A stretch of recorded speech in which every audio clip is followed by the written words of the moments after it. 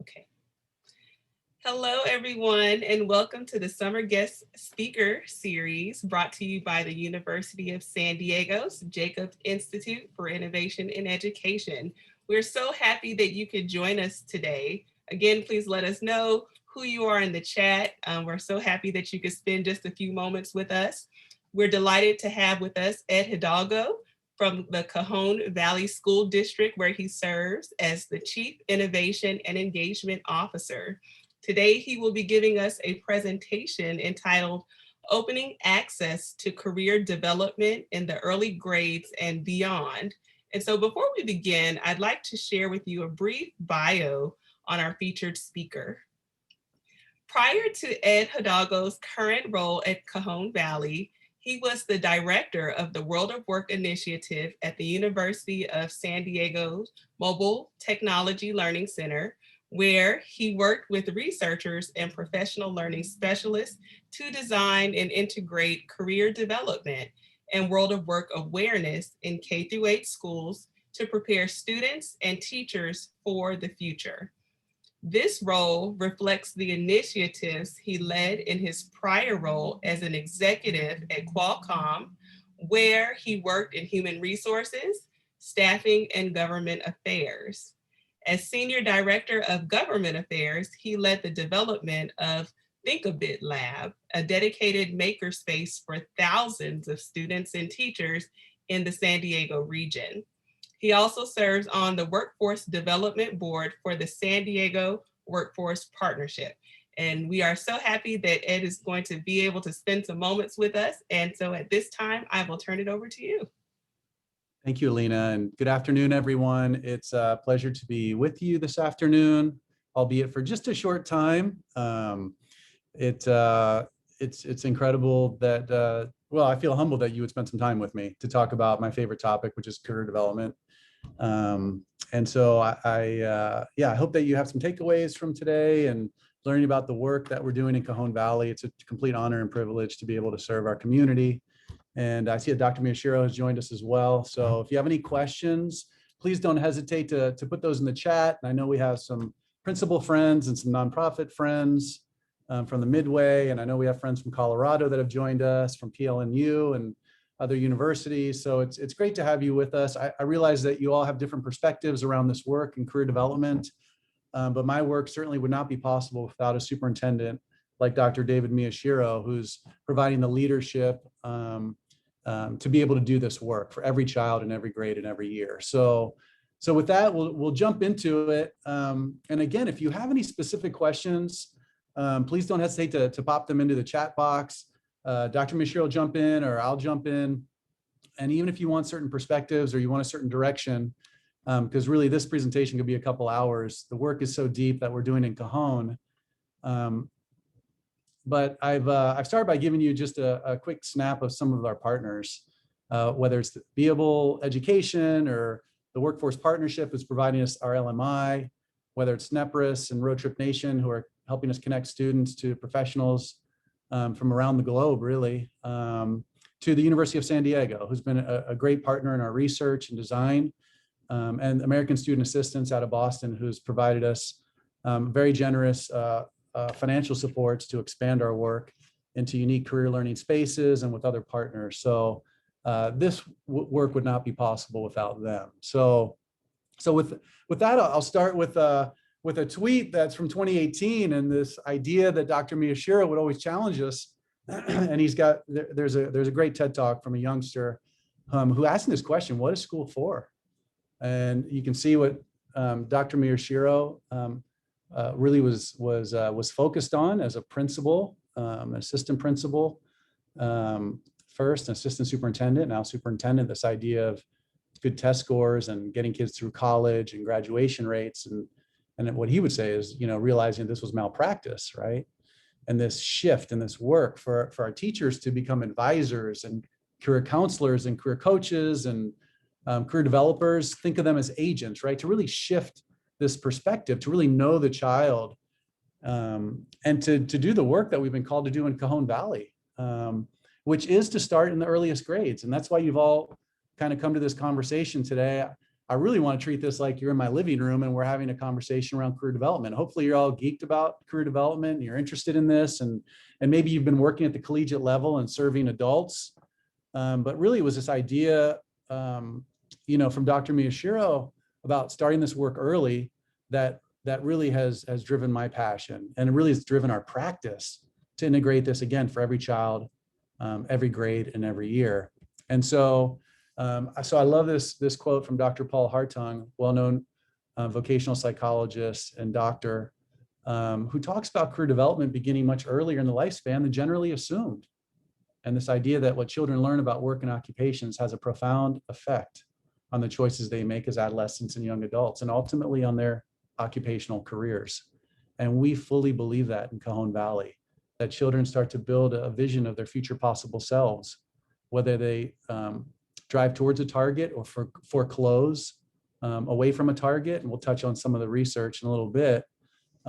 It's our job really to help students to begin to develop that identity. And it's not only to prepare kids for the marketplace, but it is about helping children discover their unique strengths, interests, and values, their talents, their gifts, and see that there's a place in the world for them, to eliminate zip code destiny. And if you know anything about Cajon Valley, well, we'll get to in a minute, but we're 15 miles east of downtown San Diego, and it's a very diverse population, and we have amazing talent there. We need to make sure it gets out to the world in whichever way young people would so choose. So today we have some learning intentions, and we'll hope to get through some of these elements, and I hope for your questions, but to really understand a little bit more about the framework and our approaches. And they are used by teachers first. That's really was our initial hack, if you will, doing this work with teachers in their classrooms, and then moving to counselors, including families in a 2-gen strategy. We believe that this work should be ecosystem-wide. Again, every child, every grade, every year. And what's truly important is the idea of developing a common language of a career. And that drives students' self-awareness, social emotional learning, and again, this vision of their future possible selves. And that's something that USD has been researching with us. So there are many topics that we could cover. You could choose some of these topics. If some of these topics are particularly interesting to you, you can pop them in the chat box. There's lots of them. Career development is a very broad bucket to capture a lot of elements that we have to consider as we invite students to think about their place in the world of work.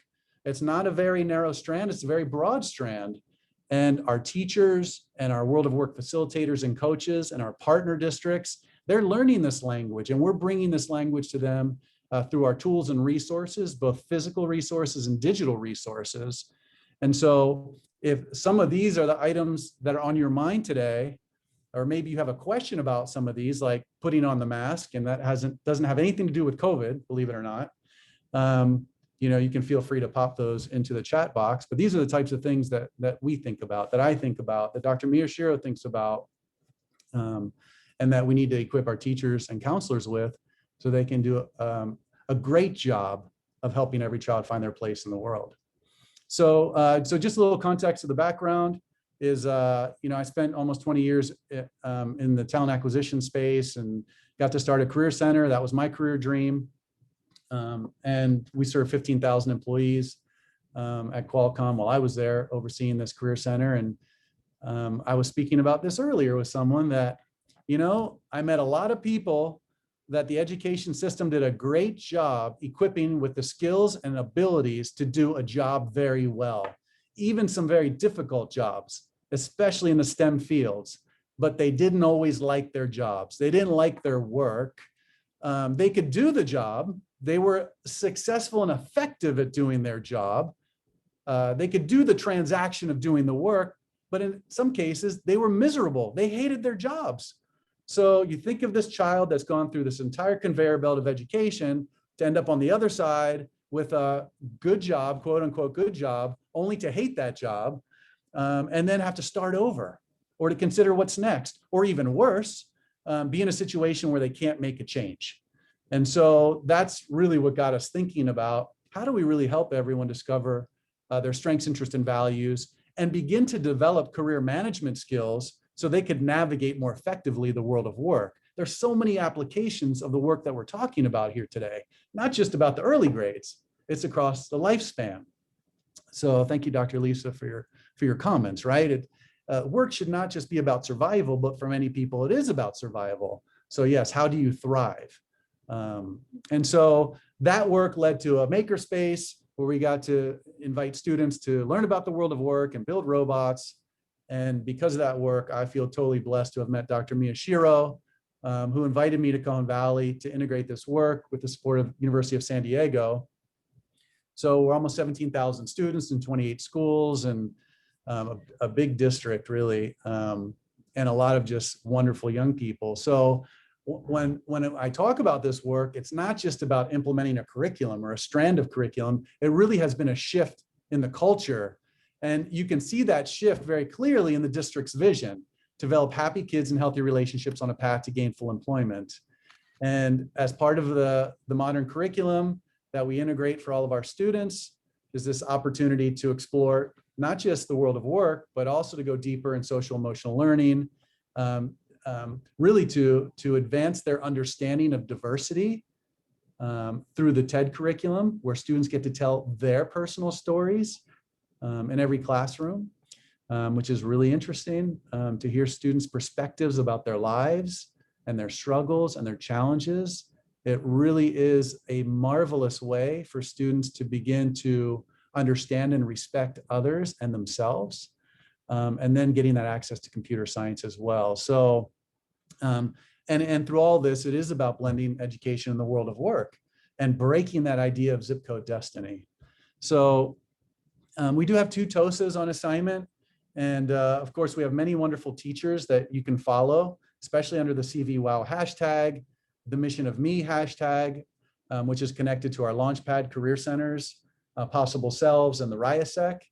If you want to connect with them, see the work they're doing, they're in their labs all summer, 6-week labs. In fact, they've been working predominantly with RIASEC students this summer, refugee students. They've been in the country for 5 years or less, and they've been specifically exploring new content, new curriculum, new experiences with these students as they learn the language of careers, and specifically as they learn the language of the RIASEC, and we'll get into that in a little bit as well. But I know that this was billed as a opportunity to really think about the early grades, and so if I could, I would bring all of you to Cajon Valley to meet the amazing teacher talent that's actually doing this work. And since I couldn't for this session, I thought, why don't I give you some of the videos so you can hear their words in person, in their own words. And so, so I'm gonna try that with you all, and I hope you appreciate this. That way you don't have to hear me the whole time. But this was the Future Through World of Work Summit. It was last November. And I had Dr. Lisa Dawley and Mr. Peter Kallstrom, CEO of the Workforce Partnership. At the bottom right, bottom left, I had Principal Justin Goodrich, Cajon Valley Middle School. In the center top, I had Miss Deanna Jones, who's a 5th grade teacher, and I had her student, Rayshawn, we'll just call him R, in the bottom center. And I really want you to hear the question and the response from Mrs. Jones about this work and starting early, because I believe it'll set the stage for our conversation to progress a little bit further here, as we are 5 minutes and 14 minutes into we're 14 minutes into our conversation here. So I'm going to kick it off. Hopefully you can hear it all. We tested it earlier and it worked real well, but I really want you to hear what Ms. Jones has to say. It's about 2 minutes. In a greater perspective of the work that you're doing, is elementary school too early to begin with career development? And where and how does this fit into the school day? Well, first of all, thank you for your very kind and generous introduction. To answer your question, it is absolutely not too early. If somebody maybe would have asked me this a few years ago, I probably would have not been able to answer it with such personal passion about it. It is my job to make sure that when my kids walk out the door, that they already have a knowledge of what is out there waiting for them. Whether it be a 4-year degree, a college, or other employment opportunities. If they don't know what's out there waiting for them, they don't know what they're working for. And so it is really imperative that we start now. No, I'm not asking these kids to make a decision now what their career is going to be. What I'm asking them to do is look at themselves and really take hold of what interests them. What are their strengths? And then where can I go with those? Where do I go with those? What can I do with those? And I was at first concerned about where is this going to fit in my day? And we have just found a way to integrate it into our day. It's integrated into our language arts program. It's integrated into our math, integrated into science. It's integrated into our physical education. There just doesn't seem to be a part of the day that we cannot blend it in with. Yes, thank you. And that is what I have seen personally. I've envisioned that in your classrooms. I'm wondering, how has this changed you as an educator as it relates to your perspective to your craft? As I said earlier, if you would have asked me this 3 years ago, my answer would have been a little different. But I look at my kids a little differently now. I don't only see them as 10-year-olds. I see them as the future adults that are going to be taking over this country. And when you speak to them, they have so much to offer. They have so much to offer. But now I have to consider it part of my job to let them make sure they know what they have to offer. So how are you guys, processing that?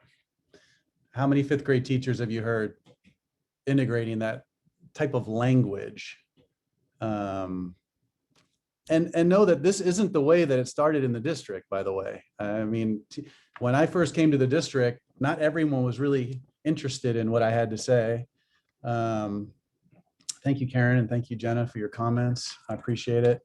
Yeah, I wish my 10 and 11-year-old had the opportunity to go through Mrs. Jones's class. We have many or several Mrs. Jones actually, and they're outstanding teachers, and they integrate the world of work. I think one of them is on the call right now on our Zoom, and Ms. Jones, don't hesitate to chime in if you are there. I can't see everyone, but I thought I saw you pop in. Every child needs to know that there's a place in the world for them. Miss Deanna Jones teaches in a Title I school, but this work isn't just for Title I students. It's just different for Title I students than it is from non-Title I students. The non-Title I students have pressures from their parents. It's just so complex. We don't have time to unpack that whole thing. We have beautiful diversity in Cajon Valley, I guess is what I'm trying to say, right? So we have parents who are homeless, and we have parents who drop their kids off in Range Rovers. And as I've worked with parents across the entire spectrum, they all say the same thing. They say, I wish I had had this when I was this child's age or my child's age. And so the work is good because the parents are my customer, and my parents want their children to know there's a place in the world for them. And the parents want to know how to have deep conversations with their kids. And they especially want to know their kids better. So the parents are learning the language with us. They're supportive, and not only is supportive, they're actually starting to demand it even more. So Mrs. Jones is unbelievable. So all the Mrs. Joneses are unbelievable. So I want you to know, if you're new to this conversation, that there is a bunch of research that ties back to the work that we're doing. And thank you to Dr. Ian Martin and the team at the University of San Diego, because they really helped to take my adult understanding of career development and the work that we were doing, and predominantly working in strength psychology and understanding the work of Dr. David Bluestein and Holland's work with the RIASEC and others, and really brought some of these other theories into perspective, especially Dr. Gottfredson's research, also the social cognitive career theory, which if you geek out on this type of reading and research, I highly recommend that you go after some of this work, and also the theory of work adjustment, which talks a lot about workplace values. We talk about strengths, interest, and values. So if you want to dig into the research a little bit more, maybe take a snap of that and dig in a little bit further. So for us, that work and really exploring led us to the theory of action. So if you're wondering, how do we get this started? How do we get it sold? we talked about three kind of core elements that are lacking or underutilized, and the need for it. It needs to be systemic. It needs to be ecosystem wide. It needs to be for every child, not just in some classrooms, in all classrooms, not just some language, but a common language for everyone. Everyone needs to speak the common language. Of course, the question was, what should that language be? And in my mind, I already knew what the language, I really knew what the language was going to be, and we'll get to that in a moment. So please don't hesitate to add some Q&A if you want. I see it in there, Miss Jones, Victoria Jones. She's an amazing teacher. If you have any questions, you have a teacher right now online who integrates this practice with first graders. I've seen her integrate with kindergartners, first, second, third, TED Ed, World of Work, career development, everything. So if you have questions we have a teacher on, and really it's because of the teachers that I can even get onto this Zoom and talk about it. They are the ones who have shown me what's possible. At first, we didn't know if this was possible, but now because they've shown me what's possible, again, 28 schools, we have 1,000 teachers, and I've seen this in every different shape and size, from special ed to gen ed to middle school, elementary, and beyond, with parents, et cetera, that this work can absolutely happen. So we started by developing a career development framework, ladies and gentlemen. This is the grounding element of our work. And these three pillars, we so often in education focus on the KSAs, the knowledge, skills, and abilities. And we don't focus on the human aspect of the work, the human, who am I? What is my identity? What are the elements of me? Yes, elements of personality, but also elements of interest and strengths, their talents, and our values. So we believe that every child, every grade, every year should gain a level of self-awareness of their unique strengths, interests, and workplace values. That every child should have the opportunity to both explore academic and career opportunities, which we call the journey. To answer that question, how does a child aspire to a career they don't know exists? And then thirdly, every child should be able to tell their unique story. And remember, I come from human resources, have hired easily more than 20,000 folks, or been involved with hiring more than 20,000 folks. And you know the first question that you get from HR, which is tell me about yourself. Every child should be equipped to be able to tell their story. And when you give a child the gift of understanding their strengths, interests, and values, and knowing about academic and career opportunities, and they can make connections to their academic experiences, they can start to build a conversation of who they are. They can start to build their story. And the TED curriculum is amazing to support that. But at the center of it all is this idea of literacy and life-ready literacy. Individuals who have low literacy skills are more than twice as likely to be unemployed or underemployed. That's OECD data. And so we ground in this aspect of literacy, and I'll share with you how we do that in a little bit. But we start with the career development framework. We integrate through an implementation framework that is a bit of a mind opener for folks. And it's a process that can be sequenced to the left or to the right, quite frankly. But we want every child to explore, to simulate, to have as-if experiences, to meet professionals, and to practice. Ms. Jones, I've been watching her do it all summer as students have been exploring being civil engineers, building their own cities, then meeting a civil engineer, then practicing and designing, actually physically creating their own cities. These were first graders, second, third graders, doing the work, learning the language. And the language that they're learning is deeply connected to the RIASEC. And the RIASEC, which I will talk about here in a little bit, which probably many of you are familiar with, hopefully you are. But the RIASEC gives us a structure to explore our own interests and explore the world of work. And in our framework, we want students to have a minimum of 54 world of work experiences across what we call the RIASEC, the Holland framework of interests. Again, interests aligned to me as an individual, as well as the RIASEC aligned to work environments. If I can make a match between the two, the ideas that will have greater satisfaction and well-being, some of that is true. And there's research associated with that, meta research, et cetera. But this is kind of how we frame the work. This is how we begin to build and structure a common language. And then here's some of the things that I didn't realize when I first got into this work, because I was new to education. And so I just want to settle in to this conversation for a second, because career development can be cross-curricular, right? It's integrated with math, science, English, ELA. It can be enrichment oriented, perhaps homeroom, perhaps an extension. So it can look differently, it can land in different spaces, or it can be subject based. So for example, we had a teacher who taught one whole year in middle school, 6th, 7th, and 8th graders. She taught a career explorations class with 154 students, 100% remote and Zoom. We won't get to it, but I have the data. It's unbelievable to see the transformation of these children. And so when we say that career development is a human process, think of that cross-curricular experience in the classroom, what I was sharing about Mrs. Jones, right? Using the dialogical process of questioning, integrating things like GLAD strategies with her students, inviting Socratic discussions, and providing students opportunities to have project-based experiences. It's hands-on, it's human, it's conversational, it's relational, it's experiential. It's a human process. That's what career development was meant to be, a human process. We've outsourced so much of that process to software. And you know what I'm talking about, because there are so many software tools where you sit the human down, take the test, and I'm going to tell you what you are, or I'm going to help even interpret, because we should interpret every assessment result, right? The assessment is only as good as its interpretation. That's what we have to get away from. We have to continue to develop relationships as teachers. Teaching is about relationships.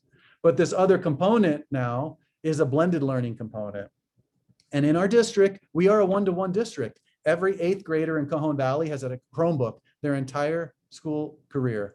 And so with the human process, we can also create environments using the right technology, which I believe is a technology that we partner with, which lives within the instructional core, not peripherally, not just asynchronously, but it's meant for small group, whole group, and it can be in homeroom and electives, but it's about a blended experience of career development.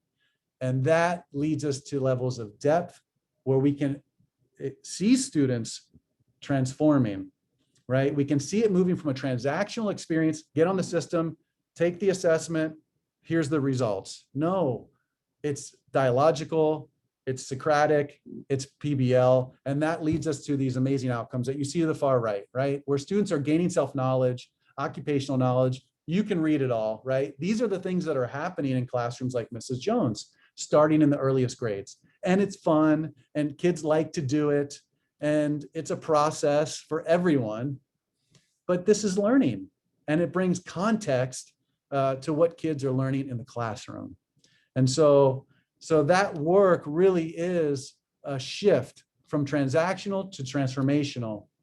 And in our framework, we do start with districts and partners, getting them on the technology first, and then they transform. And it's probably a 3 to 5 year transformation to where teachers are self-reporting with students, where it is integrating into these GLAD strategies, where it is cross-curricular, but it's a process. And it requires a vision statement, like I shared with you earlier, right? It's about happy kids living in healthy relationships on a path to gainful employment. It's not a class. It's not a one-time experience. It's not a homeroom. It's not an elective. Those things don't happen when you don't integrate in that way. You don't get responses like this one.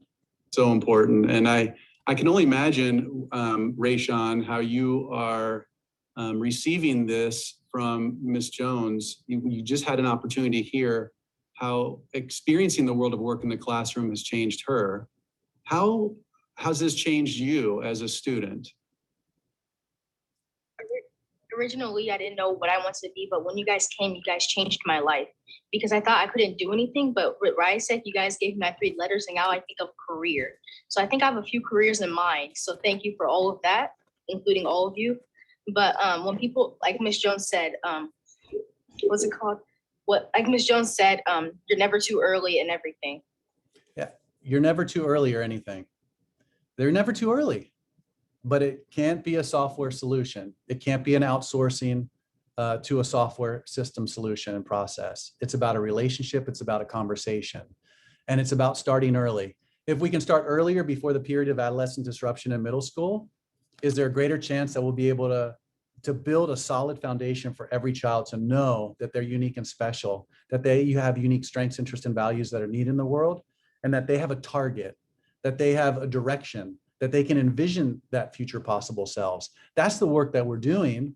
That's the work that we're integrating, the human process and the one-to-one, the blended learning.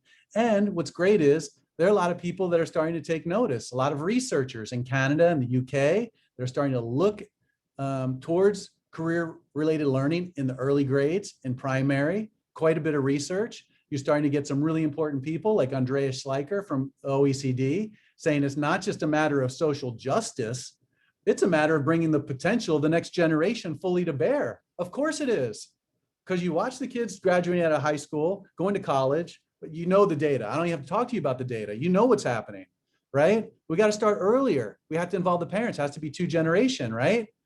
And you see major vocational psychologists like Dr. Savickas, who has always talked about career construction theory. This is the core of his theory, right?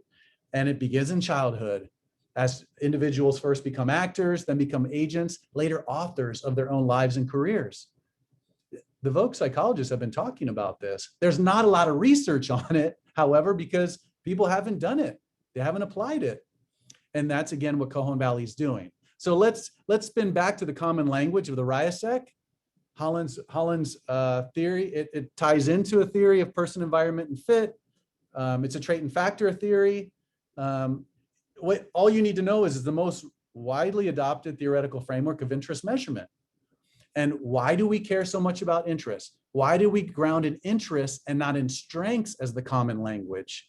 We ground in interest because interest fit predicts employment outcomes, such as job success, income, and job performance.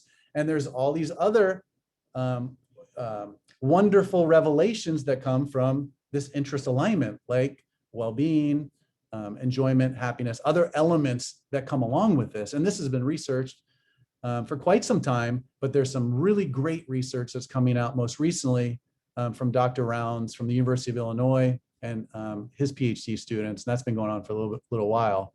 If you want any research or if you want to have questions about it, I can share things in your way. In fact, we're doing research on the RIASEC. We're going to do a grades 3 to 5 pictorial interest profiler, the first of its kind. Maybe next time we talk, we'll be able to share more about that. We'll be running that research this summer. But this idea of the RIASEC has come to life again across all grades. And the RIASEC, the idea behind it is that, again, everyone has unique interests. Interests are fairly stable across the lifespan, starting in late adolescence. My hypothesis, however, is that it isn't stable until late adolescence because no one talks to kids about it in this way. But if you were to start with children, speaking to them earlier, they would be more stable. And quite frankly, I don't care if they're stable or not. What I care is that a child has more of an agentic approach to owning and claiming their interests. Because if they change by their doing or by their control, their agency, then that's on the child. The child has the control of his or her interests. But what I've seen in most cases that interests are more so relatively stable. And I've seen that with my own kids. You know, my own kids are social, enterprising, artistic. If you're asking me, do I think that my children one day are going to choose, you know, social helping, artistic, creative self-expression, enterprising, public speaking, and persuasion? Are you saying that my children are going to jettison or shift away from those themes and become investigative using math and science to solve problems or conventional organizing facts, data, and figures? Since most people are a combination of 2 or 3 themes, I find it highly unlikely. And I find it even more unlikely if the students have had deep exploration like we've talked about today. And so, you know, the littles can differentiate their interests starting in first grade. We just don't offer them or invite them the opportunity to do it. Now, Ms. Jones does. Ms. Jones invites students to self-report, and this is what we teach our teachers to do, and we have about 35 ways to do it.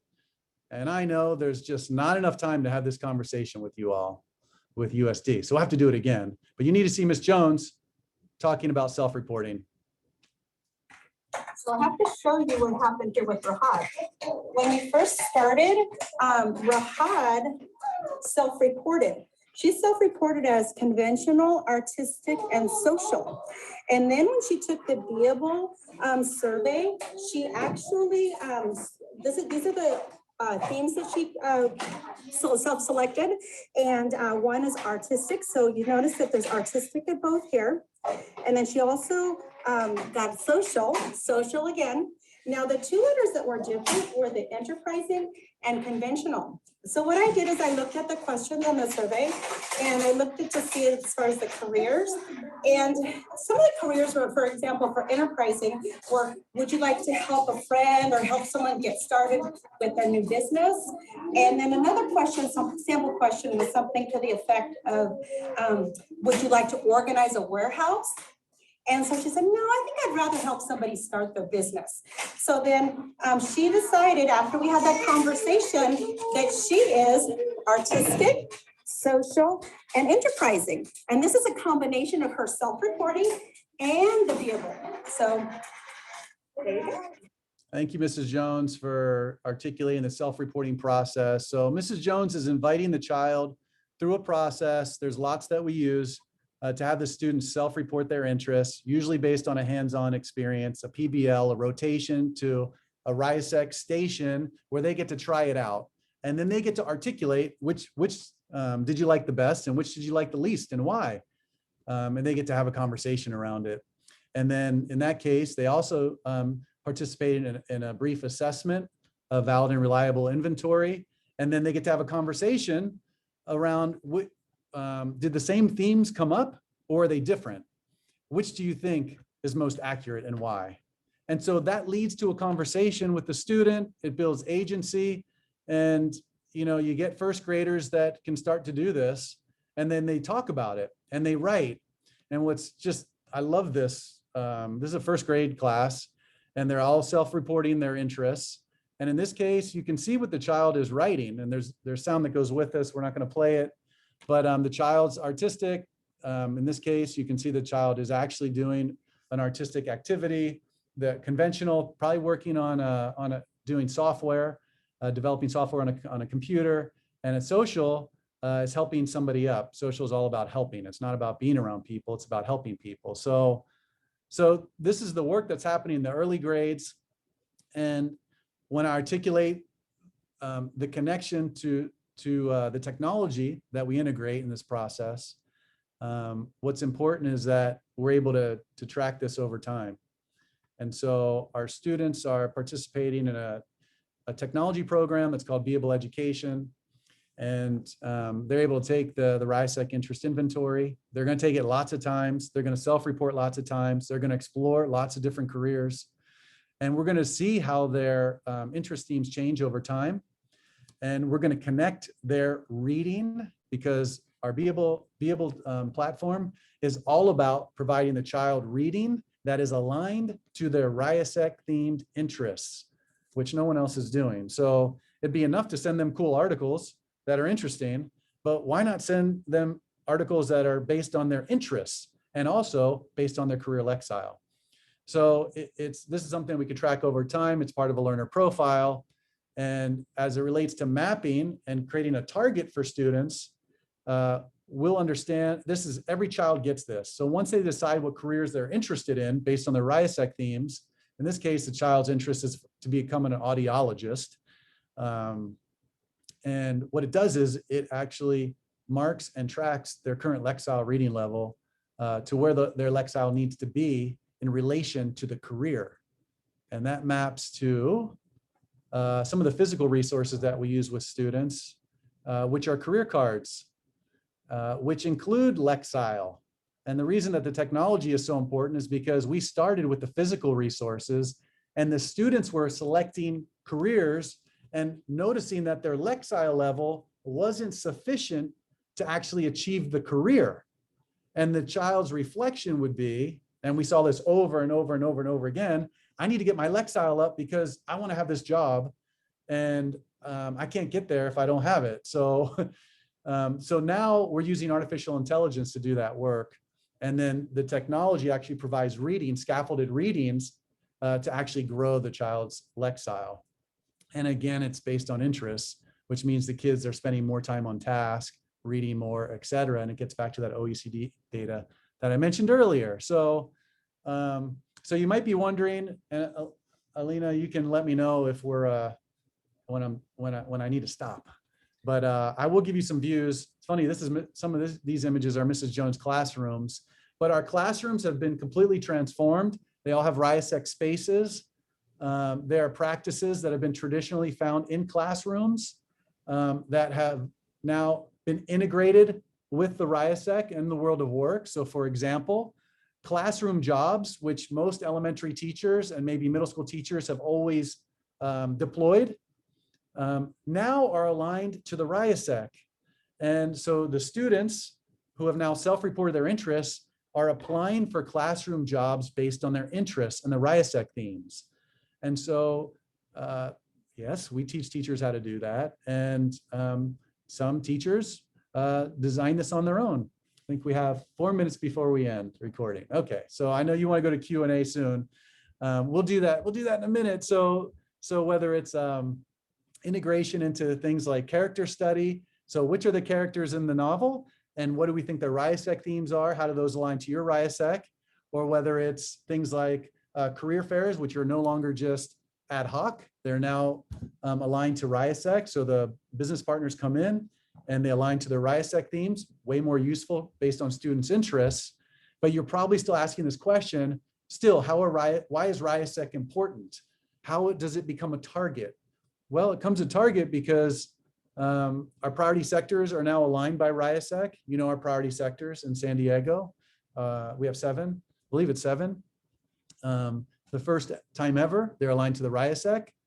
I think I mentioned earlier that major universities align their majors to the RIASEC. The ONET aligns hundreds of different jobs by the RIASEC.